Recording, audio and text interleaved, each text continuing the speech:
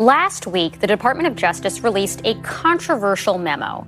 It authorizes states to send Americans with disabilities to institutions, nursing homes, psych wards, segregated schools, rather than funding the community-based services that allow them to remain at home. This would undo decades of community integration reforms, including longtime Supreme Court precedent that was designed to allow those with disabilities to live independent, productive lives. This week, we learned that White House Homeland Security Advisor Stephen Miller was behind that memo, according to Bloomberg Law, who spoke to people who were briefed. And while spokespeople for both the White House and the DOJ denied that Miller played a role in the memo, this attempt to remove folks with disabilities from their communities tracks with his exclusionary vision for this country. Miller is infamously obsessed with demographics, crowing just today about deporting Haitian migrants and refugees. Under his watch, DHS has produced a trove of state propaganda, which experts say promotes white nationalist slogans and iconography. He is also, of course, the architect of Trump's draconian immigration policies. And as the New York Times reports, during a private meeting during the last presidential campaign, Trump reportedly told staff that Miller wants to deport more than 2/3 of this country's population, leaving behind only those who look like him. For its part, the White House denies that reporting, but it certainly seems consistent with an ethos that says, if you can't deport your undesirables, at least hide them away. Fred Trump writes about his nephew, former President Donald Trump, in his new memoir titled All in the Family, The Trumps and How We Got This Way. On page 1, Fred writes, quote, "I have a name, Trump, that is extraordinarily polarizing and keeps getting more so. But there is more to my name than all that friction, and I'm ready to use it for something good, a cause near and dear to my heart, advocating for individuals with developmental disabilities. But we'll get to that in a bit," unquote. Fred Trump's son, William, suffered from severe seizures when he was born in 1999, has a rare genetic disorder that causes severe developmental and intellectual disabilities. He's now living in a group home. But at one point, when Fred Trump was lobbying his uncle Donald to replenish a medical fund for William, Donald reportedly told him, quote, "Your son doesn't recognize you, let him die and move down to Florida." I got a tap on the shoulder a minute later from Donald's assistant saying, "Your uncle would like to see you again." So he greets me with his typical, "Hey pal, how's it going?" And I sit down and Alex Azar is in there. And he said, "Those people, the costs, they should just die." I was just thankful that the group of people were not in there to hear that. I don't know how you wrap. I keep saying this. Being equally a lot. people. No, the advocates on behalf of. Fortunately, there was nobody who was disabled. I don't think he would have. Who is he saying should die? The disabled people with complex disabilities, because the costs to the government were such that you used the word eugenics. I have yet to use that in an interview, but yeah, I mean to me that's what eugenics was. You know, you don't measure up.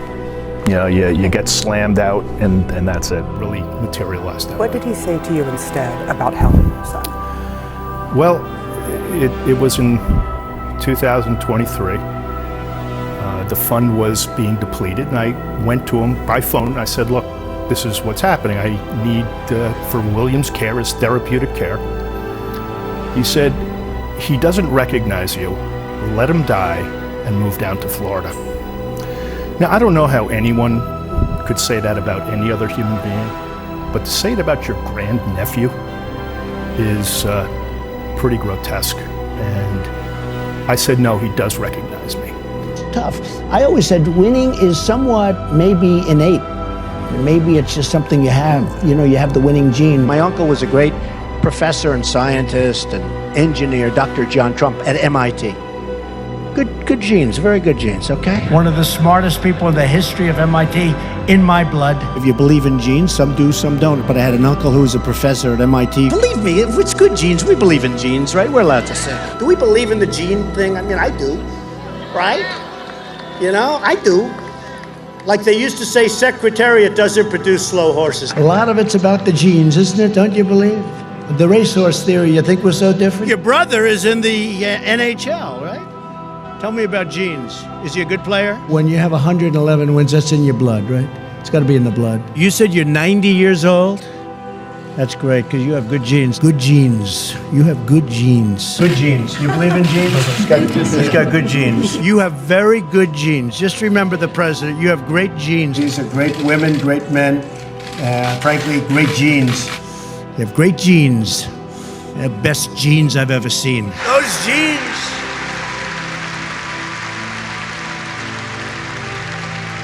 Those two young men have the greatest genes anyone's ever had. Sarah is really a good person and a nice person, very capable. She's got a lot of the father's genes because their father is great. Mike Huckabee. They have good genes in the Pence family, don't they? Her father is Franklin Graham. And if you believe in genes, you got to go with those genes. You can't get any better. To sit here and act like a perfect little, wonderful, innocent angel. I know you too well. I knew your father too well. That's not your Gene. Gene, this is a man of great genes. His name is Gene. He has good genes, though. You know, he's got good genes, right? The Scalia genes. You don't get better than that, do you? That Scalia has very good genes. Where's Scalia? He has very good genes, that guy, I'll tell you. Scalia, he's got the Scalia genes, right? We all know what that means. Gene Scalia, good bloodline. Gene Scalia. A man named Henry Ford, good bloodlines, good bloodlines. If you believe in that stuff, you got good blood. He is a very intense individual, that's the bloodlines, you know, from this family. And boy, that father was good. He was tough. I knew her father, and I'll tell you, she's got good genes, that I can tell you. Good genes for everything. A young man who is born with a great gene, because I know his father and how great a politician he was. A man with really fantastic genes. Gotta have like the best genes in the world. Although you had an ex-governor here that had very good genes too. We have his son in the audience too. We have good stuff. We have great genes in this room. We have smart people. Good genes, you have good genes. You have good genes, you know that, right? You have good genes. It's in the genes, it's in the blood, right? It's in the blood. Would you like to have a 3,000-year bloodline? I think it would be great. I don't know what I'd be doing for the rest of the time, but I think it would be great. You know, I'm proud to have that German blood. There's no question about it. Where do you think that comes from? Is it that he doesn't see value in people that he perceives to be vulnerable or perhaps beneath him? Yeah, absolutely. That's what it is. He doesn't have empathy. Is he capable of showing empathy? Not that I have seen. He'll ask about William, you know, sometimes, you know, how's he doing? And one time when Lisa and I went to visit him in his office, he said, "What's with William? What caused this?" And Lisa said, "Oh, it's a genetic mutation." And his first response, "Not our genes." And every time a Trump story had a racial overtone, the phone of his biracial former girlfriend would start ringing. It was very, very hard at that time. It was hard not to say things. I was confused, like, should I say something? Should I not say something? What prompts her to speak out now, she says, is an anecdote in Confidence Man, the new best-selling book by New York Times reporter Maggie Haberman. A comment Haberman says the future president made sometime after meeting Young's parents. And what she quotes him as saying is, "You got your looks from your mother and your intelligence from your dad, the white side." Yeah, that's true. And Cara, I see you like breathing, and I'm like, I don't want to ask you about this because I can tell this is not a happy recollection. Because it sounds, when someone says something in jest, are they kidding? You know, I don't know. The anxieties about urbanization, about unlettered, untutored, relatively uneducated peoples coming in large numbers, the sense that disease was a problem, all of these worries were amalgamated into a belief that immigrants caused these problems, and thus immigration should be held down. Many white Protestant Americans came to fear they were about to be outnumbered and outbred by the newcomers and their offspring, that they were being replaced. They embraced a new pseudoscience born in Britain called eugenics, which falsely claimed, with no evidence, that everything from poverty to prostitution, disabilities to what they called feeble-mindedness, could be eliminated if the individuals they dismissed as socially defective could be stopped from reproducing. I wish very much that the wrong people could be prevented entirely from breeding. And when the evil nature of these people is sufficiently flagrant, this should be done. Criminals should be sterilized, and feeble-minded persons forbidden to leave offspring behind them. Theodore Roosevelt.